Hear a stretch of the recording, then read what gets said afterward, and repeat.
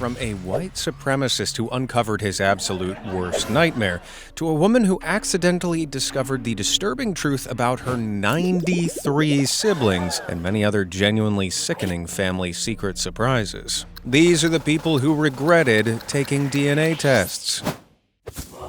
Sometimes DNA tests can unearth devastating and life-changing information. You mean I'm an Indian? But the results of this next test were a real case of karma. Craig Cobb is a self-proclaimed white supremacist who even attempted to create an all-white community in North Dakota by purchasing the land of a small town called Leith. He was so confident in his white heritage that he happily agreed to appear on the Trisha Goddard show in 2013 to have his DNA ancestry results revealed on nationwide TV. But no one could have expected what happened next. The test showed that he was 86% European and 14% Sub-Saharan African in heritage. Give it to him. 14% Sub-Saharan African. It was at this moment that he knew. He f***ed up. Wait a minute. When Trisha joked that you have a little bit of black in you, Cobb was not pleased, claiming that the 14% was just statistical noise used to promote multiculturalism. It's called statistical noise. Sweetheart, you have a little black in you. Nice try, Dingus. Imagine having your ridiculous views completely destroyed live on TV like that. Ouch. Photographer Christina Murray of Savannah, Georgia, was 36 when she gave birth to her baby boy. She conceived through in vitro fertilization, which is a procedure where the egg and the sperm are initially combined in a laboratory dish outside of the body. Christina went to Savannah's coastal fertility specialists to fulfill her dream of becoming a mother, where she picked out a donor who looked like herself, Caucasian, with dirty blonde hair and blue eyes. However, when Murray gave birth in December 2023, the baby boy was African American. Hold up. Wait a minute. Now, she fell in love with her baby instantly, but deep down she knew that obviously something was wrong. My first thought was he's absolutely beautiful, and my second thought was what happened. So she purchased an at-home DNA test and received results in late January of 2024, which confirmed her worst fears. Christina's son was not genetically related to her at all. It literally said there's 0% chance of maternity. But how could this happen? Well, the clinic had mixed up her embryo with an African-American couple's embryo and had inserted their biological child in her instead, and her own embryos were somehow lost. Unbelievable, right? Christina consulted with the fertility clinic in February 2024, who confirmed the mix-up and alerted the baby's biological parents. The biological parents then sued Murray for custody of their 3-month-old child, and Murray was told by her legal team that there was no chance she could win. So tragically, Christina had to give up her baby boy. It's enough to make a grown man cry. The baby now lives under a different name in a different state, and Murray, who raised him for 5 months, was left heartbroken. She decided to sue the fertility clinic and is seeking damages in excess of $75,000. Now, who can blame her? She was forced to unwittingly become a surrogate for someone else's kid. That's seriously messed up. British talk show host Jeremy Kyle is the king of dramatic DNA test reveals. And it doesn't get much better than the story of Lee and Paul, who appeared on the show in 2012, unaware that their lives were about to change forever. This couple had fallen in love after meeting online and even planned to get married. But it wasn't until Lee introduced Paul to his mother and father that the pair realized their fairy tale romance could potentially be more of a nightmare. Lee's mother, Ina, had remarked that their son's new partner, who had been adopted at birth, had a spooky resemblance to her ex-husband, Ron, and the two even shared a surname. But as she had early onset Alzheimer's, she couldn't remember much of the past. Determined to get answers, the couple went on the Jeremy Kyle show to confirm or debunk these striking similarities, and were shocked to learn via a DNA test that Paul was in fact Ina and Ron's son, making the couple biological half-brothers. Although devastated that their relationship had been founded on incestuous love, the two men agreed to remain close friends and support each other as they moved on with their lives as brothers. From the age of 10, Jacoba Ballard knew she was a product of IVF, and as an only child, she dreamed of siblings. Her mother told her that her donor's sperm was used a maximum of 3 times, so Jacoba figured she might have 1 or 2 siblings. Simple math, right? Well, not quite. In 2014, at age 35, she spat in a tube and sent it off for a DNA test, hoping to find a couple of long-lost siblings. But when her results came back in the fall of 2014, they didn't just reveal her family tree, but rather a family forest, revealing 7 half-siblings. Considering patients at the fertility clinic were told the same sperm source was only supposed to be used 3 times in total, something was clearly off. Jacoba contacted her mother's fertility doctor in Indiana, Donald Klein, for answers. But he claimed her mother's documents were long gone. Suspicious much? With nowhere else to turn, Jacoba and her newly found siblings conducted their own research. And what they found out was twisted as hell. Their real biological father wasn't some anonymous donor, it was Dr. Klein himself. What? It turns out that without their consent, Dr. Klein had been impregnating his patients with his own special formula for years. I said, unfortunately, Dr. Klein didn't use your sperm, he used his own. And at the time, he wasn't even breaking the law. As shocking as it seems, no law in Indiana explicitly prohibited a fertility doctor from using their own genetic material without patients' knowledge. After being basically completely ignored by authorities, the siblings took to a local news channel to bring more attention, and maybe some justice to their story. The news report brought in a surge of attention and additional investigation, leading to the revelation of an insane number of total siblings, revealing the full extent of Klein's activities. By 2017, 22 half-siblings had been discovered. With these matches popping up on various DNA sites, Jacoba was the one to call her newly found siblings to break the news. Going to call them, and I know that I'm going to ruin their life. In the same year, the siblings united and saw Klein taken to court. But as per law, he could only be hit with charges for obstruction of justice for lying during the investigation into his activities. He got off with a suspended license, no jail time, and a measly fine of $500, basically just a slap on the wrist. Though this came as a major disappointment to the siblings, there was a silver lining in the introduction of a new legislation in 2018 that banned fertility fraud in Indiana. In 2022, a Netflix documentary named Our Father about the sibling story hit the scene. And in the aftermath, the number of confirmed Klein half-siblings reached an astonishing 94. It was an insanely difficult revelation for each of them to deal with. But the publicity did at least result in a sense of justice, displaying Klein's name, face, and crimes for the world to see.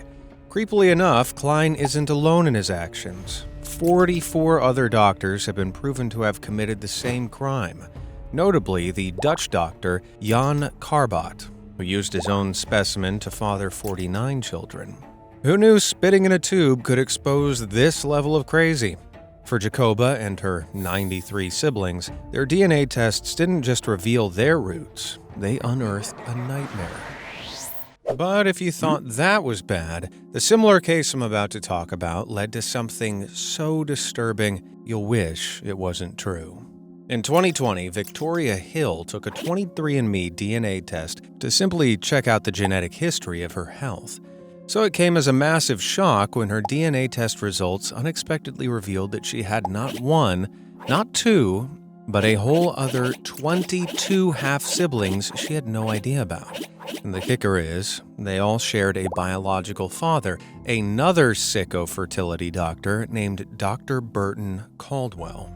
Now, it turned out Caldwell wasn't using anonymous donor samples like he'd claimed, he'd been using his own. What is up with these creepy doctors? You'd think a revelation like this was life-shattering enough, but wait until you hear this. Victoria realized one of her half-sibling matches looked really familiar because he was her high school boyfriend. I was intimate with my half-brother. That's right. She'd unknowingly been intimate with one of her half-brothers. Brother, Yeesh, talk about an awkward family reunion. Of course, Alabama-related jokes aside, this news hit Victoria hard. Everything she thought she knew about her past was completely false, but instead of keeping quiet, Victoria chose to speak up. She's now sharing her story to raise awareness about fertility fraud and the unfortunate, not-so-rare cases where doctors secretly use their own genetic material during fertility treatments. Her goal? To make sure future patients know exactly whose DNA they're getting, to prevent any unwitting siblings later meeting and, well, you know the rest. Bet you wish you didn't, though, right?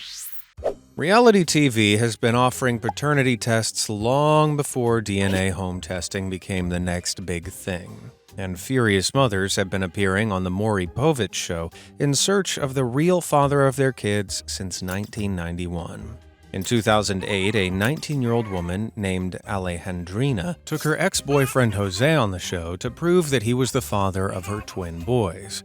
But she was about to get the shock of a lifetime.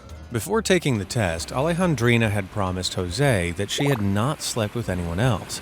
But the test said otherwise when it revealed that Jose was only the father to one of the boys.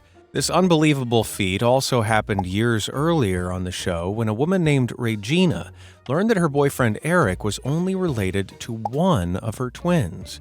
This medical anomaly only has a 0.001% chance of occurring when a woman continues ovulating during pregnancy. So Povich was gobsmacked to see it happen twice on the show, but not as gobsmacked as Regina and Alejandrina, who had some serious explaining to do.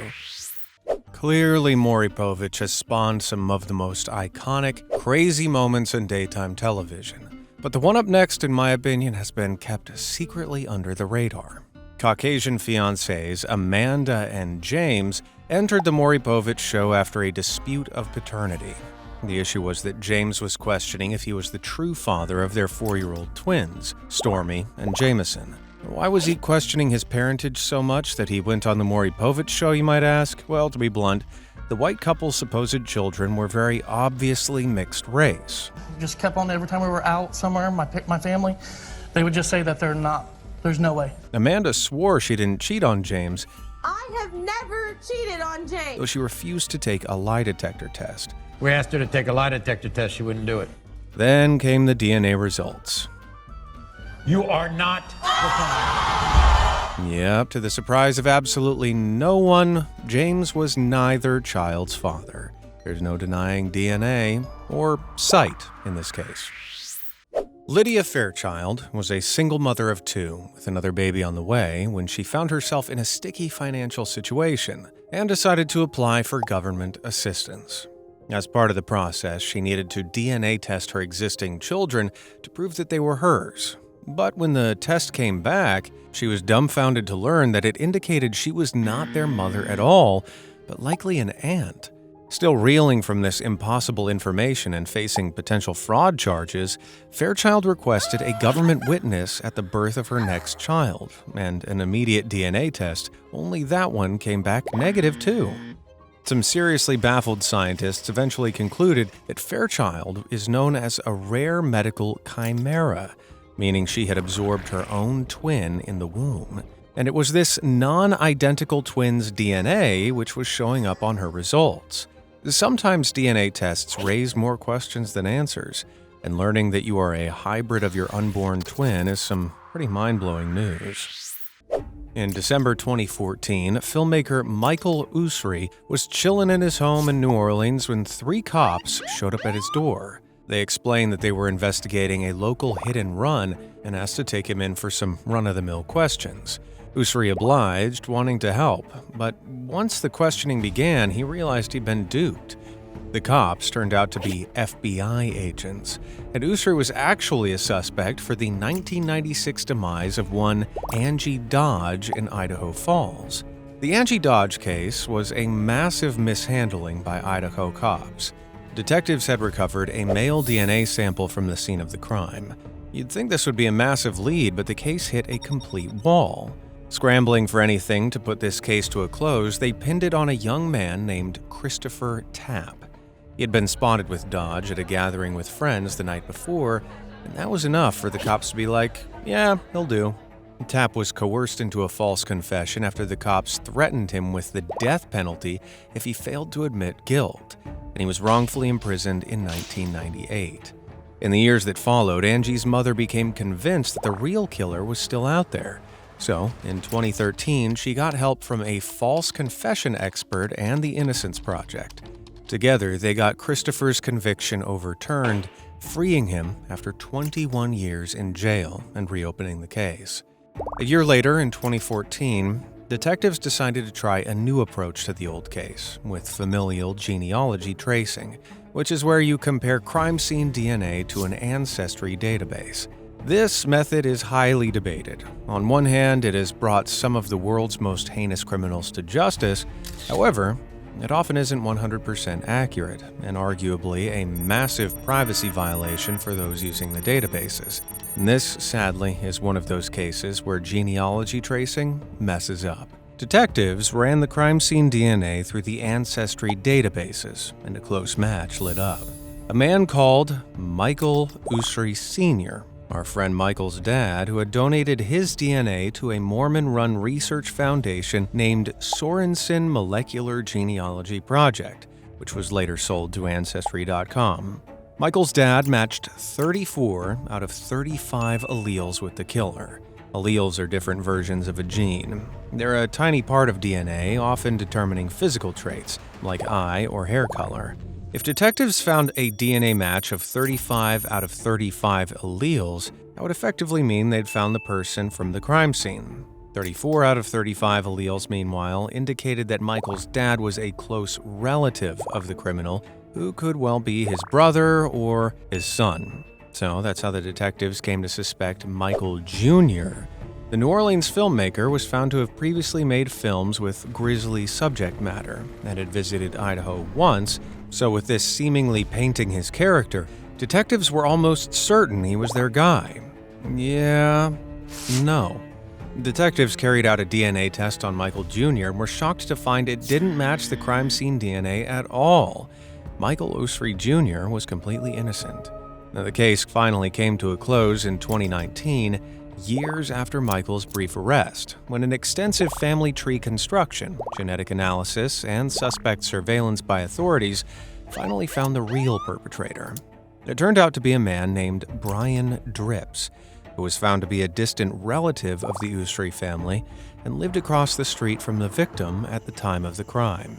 Detectives monitoring Drips retrieved a cigarette discarded by him and found his DNA to be a perfect match to that of the crime scene. Drips was, thankfully, finally prosecuted for the demise of Angie Dodds. For Michael Jr., though, the ordeal was life-changing and infuriating. He said, "I was angry at everybody. The police, scientists, these database companies, How could they misfire so bad?" It was proof that while DNA can reveal truth, it can also ruin lives in the wrong hands. So the next time you send off your DNA to find out if you're 12% Scandinavian, remember, sometimes curiosity can get you more answers than you ever wanted. A heinously violent criminal who had eluded capture during the 1980s was finally brought to justice in 2010 with the help of a DNA test carried out by his own son. The man, known as the ominous Grim Sleeper, had operated in California and was charged with 10 counts of human deletion and 1 attempted human deletion, decades after the cold case had been considered unsolved. When the suspect's son Christopher was convicted for a felony and cheek swabbed for DNA, the local police database identified a potential match with some of the DNA left at the Grim Sleeper's crime scenes. Police then focused their attention on Christopher's father, Lonnie Franklin, and sent an undercover officer to a restaurant Franklin was visiting. Disguised as a waiter, the officer obtained a slice of discarded pizza from Franklin's plate and took it back to the station for DNA testing, where it proved a 100% match. They say snitches get stitches, but what if your own DNA blew your cover? In December 2016, 31-year-old Jessica Allen gave birth to what everyone believed were identical twin boys. She was acting as a surrogate for a Chinese couple and had been told 6 weeks earlier that she was carrying twins, so everyone assumed that the embryo had just split, making them standard identical twins. But things took a strange turn. After the C-section, Jessica wasn't allowed to hold the babies. Though her contract gave her the right to meet them, they were immediately whisked away by the surrogacy agency to be with their legal parents, and all she received was a photo. Now in it, she noticed something odd. The babies didn't look identical. One appeared to be fully Chinese, the other didn't. The agency brushed off her concerns, but weeks later, the legal mother messaged Jessica asking if she'd noticed that they looked different. Doubts turned to shock when a DNA test revealed the truth. One of the babies was Jessica's biological child. Somehow, she had become pregnant with her own baby while already pregnant, a rare phenomenon known as superfetation. Fewer than a dozen such cases have ever been documented. Jessica was stunned, saying, "I carried my own child. I didn't even know he was mine." The nightmare deepened when the Chinese couple demanded $22,000 to return Jessica's biological son. The Chinese couple were reportedly advised by their own lawyers to make this demand as a combo of wanting to recoup some additional twin-related surrogacy fees and also out of fear the adopting couple were about to be sued by Jessica. Desperate and terrified, Jessica and her husband Wardle fought back, calling their own lawyers and pleading with the agency and attempting multiple pickups, all initially denied. Finally, in February 2017, 2 months after the birth, baby Malachi was reunited with his parents. But the victory came at a cost. The Allens were left in debt, exhausted, and betrayed by the agency. Jessica says she'll never pursue surrogacy again. But out of this surreal twist came Malachi, a son she almost never knew was hers. In an anonymous post on Reddit in 2018, a son recalls how he bought 6 DNA tests for his family to open on Christmas Day. But perhaps this is one gift you should reconsider giving this year. As everyone excitedly opened their presents, the man's mother began immediately freaking out, telling her family not to take the tests because of some mysterious chemical risks. Learning that there were no chemicals involved, she then tried to convince them that only one child should take the test and resell the others. After a private argument unfolded upstairs between his parents, the son was sure he had truly ruined Christmas. Preempting the test's inevitable results, his parents revealed that their first daughter had a different father, who had passed away shortly after her birth. A close friend supported their mother through this difficult time, and they fell in love and started their own family. Nothing says Merry Christmas like a hidden family secret, or should I say, police not your dad. For over 40 years, California's most terrifying predator haunted the suburbs. He was known by many names, including the original Night Stalker, but by 2018, the world would know him as the Golden State Killer. In the 1970s and 80s, he committed at least 50 assaults, multiple home burglaries, and 12 full-blown human eliminations across California. He was meticulous, cruel, and seemingly untraceable. Police had his DNA, but for decades they had no name, no face, just a string of genetic code that led nowhere, until 2018, when science got personal. Detectives decided to try something radical: genetic genealogy. They uploaded the killer's DNA to GED Match, a public ancestry database for finding long-lost relatives. You know, like, surprise, I have a cousin in Nebraska. Only this time, the surprise was, surprise, your relative is a serial killer. The DNA hit came back with a close match, and investigators began building a family tree from distant cousins, fourth cousins, and great-great-whatevers. Hundreds of names, decades of branches. After months of detective work, the web narrowed down to one man: Joseph James DeAngelo. A former police officer, a husband, a father. A guy who for years blended perfectly into quiet California neighborhoods that he once stalked. When police tested a sample of DeAngelo's DNA from his car door handle, it was a perfect match. After over 4 decades, the Golden State Killer had finally been unmasked. Not by a witness, not by a confession, but by a 23andMe-style family match. In 2020, DeAngelo pled guilty to 13 snuffing outs and 13 abductions, finally bringing justice to his victims. and proving that in the age of DNA, you can run, but you can't hide from your genes. This story comes straight from Reddit, where one user discovered their grandfather's disappearance was much more salacious than it seemed. It started innocently enough. They took a 23andMe test to learn about their ancestry. Previously, their family tree had a lot of gaps in it, given that their grandfather had supposedly been lost at sea when their mom was a child. They wanted to find out more about their long-lost grandpappy's side of the family, but when the results came back, the family tree looked less like a tree and more like a forest. Unexpected cousin matches kept appearing all over the place where no family link had previously been known about. After a few emails, some sleuthing, and one very awkward family message chain, the truth came out. Grandpa hadn't died in that tragic accident decades ago. Nope, he'd faked his death, changed his name, and started a brand new life hundreds of miles away. All it took was a $99 DNA kit and Wi-Fi to uncover a secret that had stayed buried for half a century. For Alice Collins Plebich, a simple DNA test in 2012 revealed a decades-spanning mystery. Alice had expected to confirm her all-Irish roots, since she'd been brought up thinking both her parents' ancestors originated from the British Isles. So it was odd when her results revealed that she was half European Jewish. Baffled, she tested relatives on both sides. All came back purely Irish, except one man, a cousin on her father's side, who turned out to be completely genetically unrelated.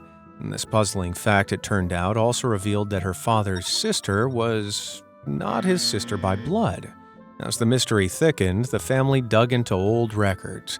Alice's father, Jim Collins, had been born to Irish immigrants in 1913 and raised in a New York orphanage. Yet his DNA said otherwise. There was one explanation that made sense. Jim must have been switched at birth in the hospital. The family spent 2.5 years chasing every clue before the final proof emerged. The breakthrough came when another woman, who'd taken a DNA test expecting to be genetically Jewish, was surprised to find that she was Irish. Some further digging revealed her grandfather, who was genetically Irish, had been born on the exact same day as Jim Collins, at the same hospital, but sent home with a Jewish family. Incredibly, both babies lived their entire lives, unaware of their true heritage. In 2021, Jenna Jerwatowski decided to take an at-home DNA test after seeing how cool it was watching her friend get her results. She thought it would be awesome to learn more about her family and ancestry, so she bought one. What's the worst that can happen, right? Well, little did she know she was going to uncover something way darker than distant cousins. In 2022, a year after she took her DNA test, Jenna was at work when she received a very strange phone call. On the other end was a detective from Michigan who explained they had reopened a cold case from 1997. The case in hand was infamous in Jenna's area, a grisly crime involving the fate of one baby Garnet. The tale goes that the tragically lost infant was found in a campground toilet at the Garnet Lake Campground in the Upper Peninsula's township. An investigation at the time revealed the baby was likely prematurely born, and asphyxiation listed as the cause of the demise, something which could have been prevented if the mother had sought medical help. But given the obscure location the tragic soul was dumped in, the conclusion was that it was intentional. However, police were left stumped for a suspect, with no clue or trail for months. At the time, there was nothing more they could do. That was until 2017, when a detective decided to give familial genetic genealogy tracing a whirl. Working alongside the FBI, authorities began to map a family tree from the infant's DNA. But they found no direct link until our friend Jenna's DNA entered the database in 2022. The detective running the case rang Jenna, explaining that she was related to the baby Garnet. At first, Jenna thought it was a scammer and promptly hung up. It was only when Jenna's mom called her at work, confirming that the call was very much real, that the reality began to sink in. Jenna's mom then gave a DNA test to the cops, and the results were jaw-dropping. It turns out Jenna's mom was baby Garnet's sister, meaning that the person responsible for poor baby Garnet's demise and appalling disposal was Jenna's grandma. Nancy Gerwitowski. The woman allegedly behind it all began her court proceedings in 2024, where the high-profile, shocking case remains ongoing. An anonymous man took to Reddit in 2019 to discuss his own nightmare DNA test experience, which led to the breakup of his long-term relationship after learning some horrifying news. The 26-year-old man decided to buy himself and his girlfriend some at-home test kits for a bit of fun, but was unprepared for what they would discover. At first, neither of the tests seemed out of the ordinary until the man decided to do some digging into the names he didn't recognize as possible genetic matches, and discovered that he was related to an infamous serial killer. The man contacted his family, who admitted to knowing about this sinister blood relation, but reassured him that they had done everything to distance themselves. Unfortunately for him, the man's girlfriend was so spooked by the unnerving news that she ended their relationship, claiming that she couldn't shake the idea of her boyfriend sharing such evil blood. Poor guy. A reproductive biologist under the pseudonym George Doe took a DNA test for a course he was teaching on genomes and decided to buy kits for his parents too. But little did he know that this would be the worst gift ever. George discovered that he shared a 22% DNA match with someone he didn't recognize, and learned that a result like that, in the vicinity of a 25% match, may indicate a grandfather, uncle, or half-sibling. Curious to find out more, he asked his father to check his results, and surprisingly, the man, named Thomas, didn't show up at all, until George selected an option to view close relatives on the site, which revealed a bombshell.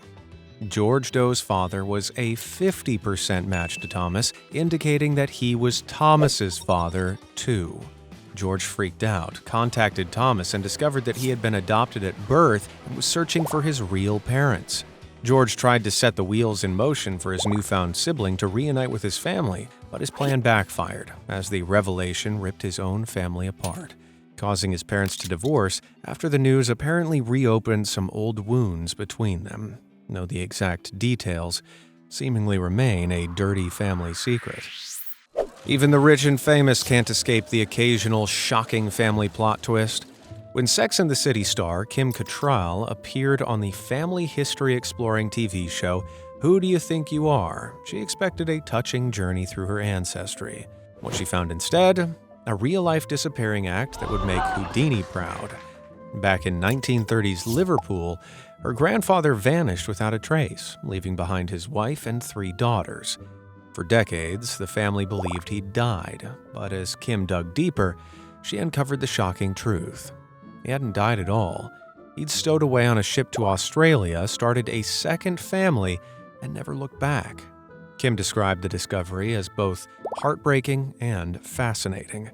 Realizing her family's mystery wasn't merely a tragedy, it was a reinvention.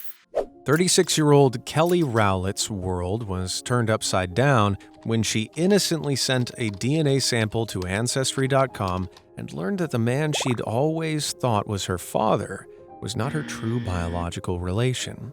Rowlett contacted her now divorced mother to confirm that the test, which listed an unfamiliar name as her real father, must be inaccurate, and her mother was devastated by what she heard.